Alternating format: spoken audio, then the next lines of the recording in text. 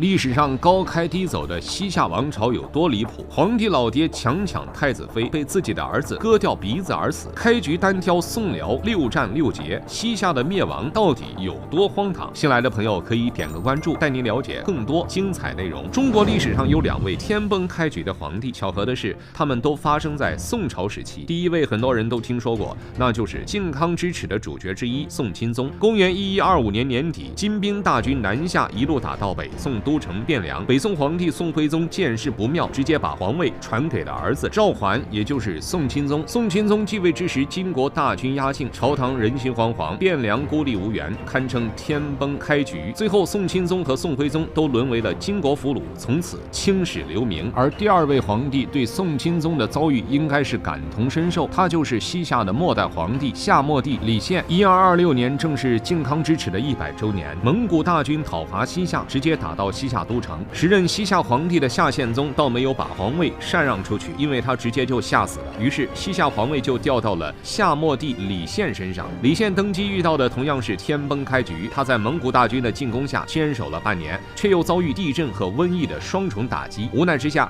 李宪只能投降。其实成吉思汗已经答应不杀李宪，但可惜的是，成吉思汗受降1个月后就因病而亡。蒙古为防止西夏反悔，直接将李宪诛杀，西夏就此亡国。西夏的惨淡结局是很多人想不到的，因为在建国之初，西夏面对大宋和大辽的进攻，取得过6战6捷的光辉战绩，其兵锋之盛几乎称得上天下无敌。然而最终结局如此凄惨，却也怪不得别人，因为西夏的朝堂和后宫实在乱得让人瞠目结舌，甚至有皇帝抢夺儿子的老婆做皇后这种荒唐事儿发生。据统计，西夏的10位君主竟然没有1个人能得到善终，足见西夏到底有多么混乱。西夏是由党项人建立的一个王朝，在唐朝时期，党项人迁徙到甘肃庆阳地区，并逐渐发展壮大起来。5代十国时期，中原大乱，群雄并起。不过此时的党项族还无法和中原势力抗衡，所以他们选择明哲保身，不论谁成为中原之主，他们都会主动俯首称臣。虽然有了3姓家奴的称号，却也让党项在纷乱的局势中稳步发展。后来赵匡胤黄袍加身，党项再次对大宋表示臣服。不过此时的党项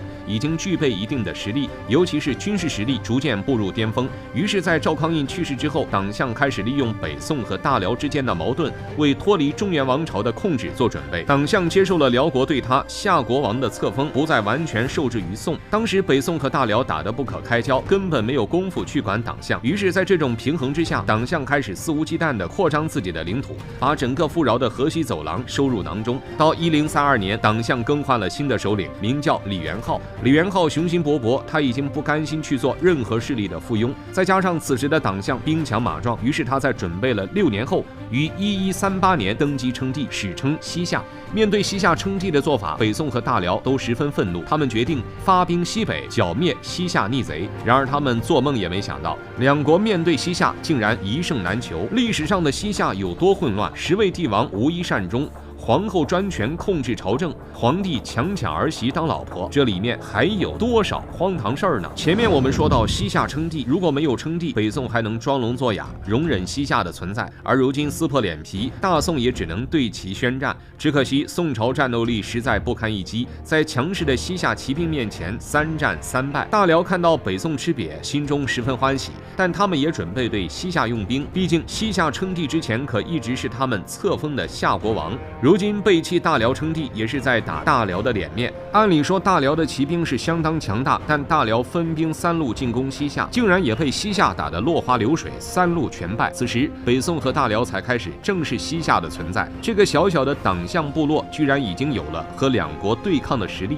在这6战6捷的大胜之后，西夏终于用武力奠定了自己的地位，得到了其他国家的认可。不过此时的西夏君主李元昊并没有骄傲自满，即便已经称帝，也打败了北宋和大辽，他依然摆出了较低的姿态，比如在战后主动向大辽议和，比如将大辽俘虏送给北宋等等。李元昊的这一做法可谓英明至极，如果他能在所有事上都这样英明，未来不可限量。然而李元昊的英明只展现在了国家大事上，在个人家庭中，李元昊的问题非常大。所谓帝王家事就是国事，这句话一点也不夸张。正是因为李元昊的家世太混乱，也为西夏的灭亡埋下了祸根。李元昊的家世有多混乱呢？据说他一共有9个妃子，生下6个子女。然而他的这些妻子，除了一个早逝之外，其余全被李元昊诛杀。其中他的第1任皇后魏穆氏，因为生的孩子不像李元昊，被其杀死。第8任妃子莫仪氏原本是太子的老婆，结果被他抢过来。第9任妃子莫藏氏，则是李元昊手下大将的老婆。这位大将被李元昊错杀之后，他为了弥补这位大将，就把他的老婆纳入了后宫。除了在老婆方面混乱外，他的孩子也非常不幸。他的6个子女中，除了1个早夭，有3个被他下令诛杀，还有1个吓得神经混乱而死。不过李元昊最后也因为他的混乱付出了代价。在李元昊抢走太子的老婆莫仪氏之后，太子怒火攻心，闯入皇宫之中，将李元昊的鼻子割下。最终李元昊因为流血不止、失血过多而死。当然，太子的下场也非常凄惨，毕竟他背负了一个弑父弑君的罪名，最后也被皇室诛杀。李元昊混乱的家庭关系导致直系皇族元气大伤，只剩下了一个仅1岁的幼子李亮祚可以继承皇位。了解大汉历史的都知道，幼子继位带来的最直接后果就是外戚专权。西夏也不可避免地走了这条老路，而这一走就很难回头了。之后的西夏朝堂也开始变得混乱起来。中国历史上神秘的西夏到底有多离谱？国祚189年，10位皇帝没有1个能善终，这段历史的离谱程度可谓是让人瞠目结舌。李元昊死去，他仅剩的1岁幼子李亮祚继位，权力自然就落到了皇后和皇后家人的手中。李亮祚的母亲是莫藏氏，莫藏家族万万没有想到，当初嫁给将军的女儿竟然有朝一日能够得到国家的至高权力，整个家族自然也跟着沾光。不过莫藏氏也不是一个闲得住的人，除了前夫和李元昊之外，他还有2个情人。后来因为争风吃醋，其中一个情人刺杀了莫藏氏，于是朝廷大权就落到了李亮祚的舅舅莫藏额庞手中。而这位舅舅为了稳固地位，也来了一个神操作，他把自己的女儿嫁给了自己的亲外甥。不过所有的操作到李亮祚成年后都成了徒劳，因为李亮祚将舅舅全家乃至已经成为他的皇后莫藏氏都送去了地府。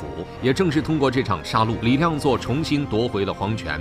如果大汉时期的哪位君主有李亮祚这样的手段，汉室皇帝也不至于成为傀儡。不过李亮祚虽然有手段，也善治国，但他却喜欢亲上前线，这使得他在一次宋夏之战中受伤，才21岁就英年早逝了。好在李亮祚早熟，他才21岁就已经有了7岁的儿子李秉常。不过这又导致西夏皇权回到原点，再次被外戚专权。梁太后和舅舅梁以埋成为西夏的实际掌权人，而梁以埋也学着前任，将女儿嫁给了自己的亲外甥。这一次李秉常没有父亲的手段，而梁皇后也更加聪明，这使得外戚专权的时间长达近20年。不过这一期间，西夏虽然在和北宋的战争中取胜，但因为宋朝断绝了和西夏的贸易，导致西夏国库空虚，国力日渐衰微。即便到了这般境地，梁皇后依然把持皇权，她的儿子李秉常也郁郁而终，皇位落到3岁儿子李乾顺手中。李乾顺在做了10几年傀儡后，终于联合大辽的势力毒杀自己的生母小梁太后，重新夺回了皇权。由此来看，李乾顺也是一个有魄力的人，这也使他掌权时间长达54年，并且让西夏回到正轨。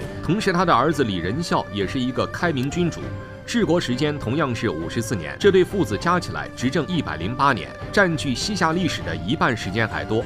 只不过这也是西夏最后的辉煌。李仁孝去世后，皇位本该属于皇子李纯佑，然而皇太后却和李纯佑的堂兄李安全勾搭成奸，最后还废除了自己的儿子，把情夫扶上了皇位。这种得位不正的方式自然不能服众，李安全的皇位最终也被齐王李延宗夺取。李延宗的儿子李遵顼则成为西夏第8位皇帝。李遵顼是西夏的科举状元，也是中国历史上唯一的状元皇帝，能力自然不凡。然而蒙古国却不满他的中立态度，以武力逼迫李遵顼退位。无奈之下，李遵顼只能把皇位传给儿子李德旺，而这个李德旺就是在蒙古大军压境后被活活吓死的皇帝。李德旺死后，开局天崩的夏末帝李宪在勉强维持半年后，也只能缴械投降，强盛一时的西夏王朝彻底覆灭。想来，如果李元昊能克制自己的欲望，西夏或许能有一个更好的未来。